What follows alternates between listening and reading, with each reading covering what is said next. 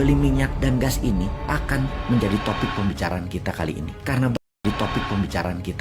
Karena banyak pengamat militer berkesimpulan, jangan-jangan tindakan sekutu yang didalangi oleh Amerika dan Inggris bukan atas nama kemanusiaan ke depannya. Ini tujuannya jangan sampai rubel menang dan emas berkuasa.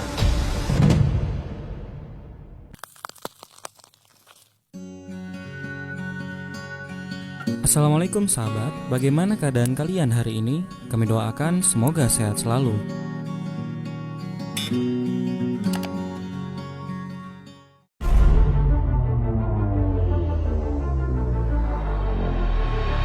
Siapa sangka rubel, mata uang Rusia yang backed by gold, ternyata terbukti efektif. Apakah hal ini yang menyebabkan Amerika lebih agresif membantu Ukraina sebagai perpanjangan tangan Amerika untuk menyerang Rusia? Atau memang ini akan menjadi perang panjang agar industrial military complex milik Amerika bekerja secara penuh di tengah ekonomi Amerika yang melemah terendah dalam 40 tahun terakhir? Atau seperti Soekarno, Gaddafi, Saddam Hussein, Putin, Masdai. Kita semua tahu kemunafikan Barat, Sekutu, dan Amerika dengan mengadakan sanksi ekonomi ke Rusia di mana Uniqlo, Starbucks, KFC, Apple, dan banyak korporasi besar menutup usahanya di Rusia, namun tetap negaranya membeli minyak dan gas Rusia.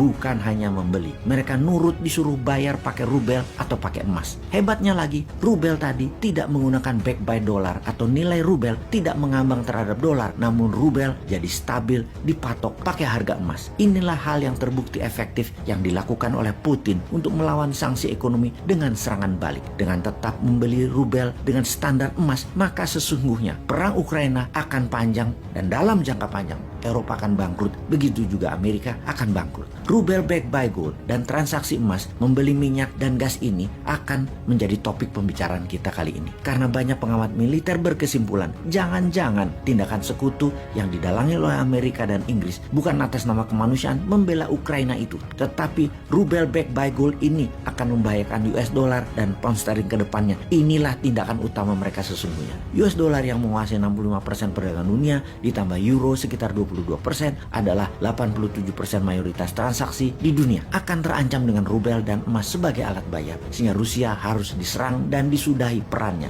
Kita kembali ke zaman Obama yang mengatakan people of Libya need to be protected, atau rakyat Libya harus dilindungi. Dilindungi dari siapa? Dari Muammar Gaddafi. Gaddafi yang membuat Libya menjadi negara terkaya di Afrika itu. Agak aneh propaganda Amerika dan sekutu sesungguhnya. Tapi ujung-ujungnya kita tahu ternyata Amerika mau minyaknya Libya dan mau emasnya Libya untuk melindungi dolar. Karena Gaddafi secara agresif mempromosikan emas sebagai alat bayar di Afrika, syarat membeli minyak Libya bagi negara Afrika. Gaddafi juga menyiapkan dinar emas sebagai mata uang tunggal Afrika. Kita semua tahu rencana seperti ini, rencana mau menyingkirkan dolar sebagai mata uang dunia, jangan pernah Anda lakukan karena Anda akan ditarget. Libya kencang mempromosikan mata uang emas ini sejak tahun 1996 sampai tahun 2000 yang mendapatkan tanggapan positif dari banyak negara Afrika. Bahkan di puncak serangan intervensi Amerika ke Libya, Gaddafi masih bisa membuat pertemuan dengan banyak kepala negara Afrika dan negara Islam untuk bergabung menjalankan mata uang emas sebagai alat pembayaran yang membuat Amerika mempercepat agresi militernya. Dengan membuat transaksi menggunakan emas akan menantang dolar dan euro yang akan membuat ketidakstabilan harga dolar dan menggeser keseimbangan ekonomi dunia ke arah negara Afrika. Juga membuat kekayaan sebuah negara devisanya bukan lagi seperti yang dibanggakan seperti saat ini. Banyak-banyakan cadangan dolarnya, tetapi seberapa besar cadangan emasnya. Pada saat itu,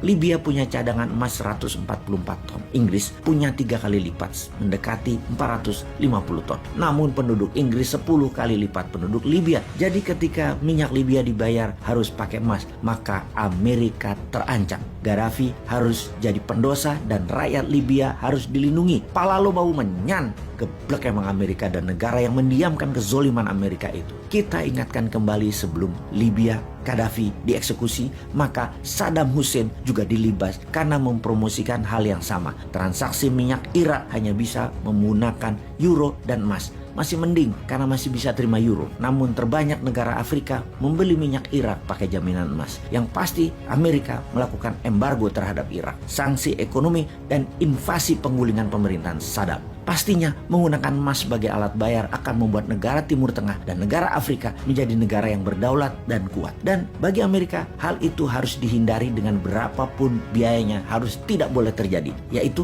emas tidak boleh berkuasa. Menggunakan selain dolar adalah sebuah self-determination sesungguhnya, atau kedaulatan bernegara. PBB bahkan tidak mendukung negara untuk menjadi berdaulat. PBB yang di belakangnya Amerika dan Sekutu Barat tidak ingin negara-negara lain itu sejahtera dan berdaulat pakai sistem di luar sistem mereka, yaitu sistem dolar. Ketika OPEC dan negara penghasil minyak bumi kompak tidak menggunakan dolar sebagai alat bayar, ini akan membuat negara yang lapar minyak bumi, negara besar dunia, akan tidak bisa membeli minyak tersebut karena dengan mata uang dolar atau pound sterling mereka bisa mencetak uang itu sendiri dan membayar harga minyak bumi tadi. Tapi kalau pakai emas, keterbatasan jumlah emas yang mereka miliki akan membuat harga emas naik, harga minyak bumi dibayarkannya jadi makin mahal. Negara penghasil minyak tadi akan menjadi negara kaya. Bukan Amerika, Eropa, bahkan Tiongkok yang kaya. Mereka, negara-negara pembeli minyak tadi, Amerika, Eropa, dan Tiongkok malah bangkrut atau tidak pernah bisa sebesar sekarang ini. Jadi kembali ke Ukraina, kembali ke rubel backed by gold sebagai pembayaran transaksi minyak dan gas Rusia pakai emas atau rubel yang dipack dengan harga emas.